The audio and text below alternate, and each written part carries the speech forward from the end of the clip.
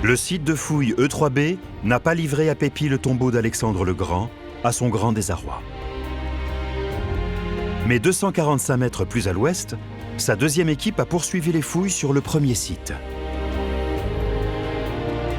Et à 9 mètres de profondeur, sous la ville actuelle, elle a fait la plus formidable découverte de toutes.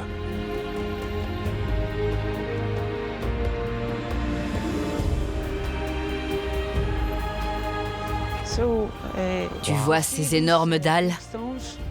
Elles sont immenses. Oui. Nous en avons dégagé 2, ce qui a été extrêmement ardu. Et on s'est rendu compte qu'en dessous, il n'y avait rien. C'est donc le substratum d'Alexandrie. Tu as vu un peu la taille de ces fondations? C'est énorme. Sur toute la longueur, là. Elles se poursuivent à perte de vue. Tu as une idée à peu près de la distance que ça peut représenter en tout? On a déjà compté plus ou moins 60 mètres et on n'est pas arrivé au bout. Pour un seul bâtiment? Oui, et ça continue. Ouais.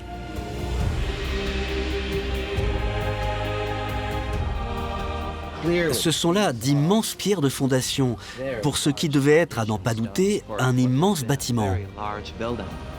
À ton avis, qu'est-ce que ça pouvait être? Très bonne question. On sait que le quartier royal abritait les plus importants bâtiments publics d'Alexandrie. Je pense donc que ça devait être une de ces fameuses bâtisses de jadis. Ces immenses fondations donnent une idée de l'allure générale de ce géant de pierre grec.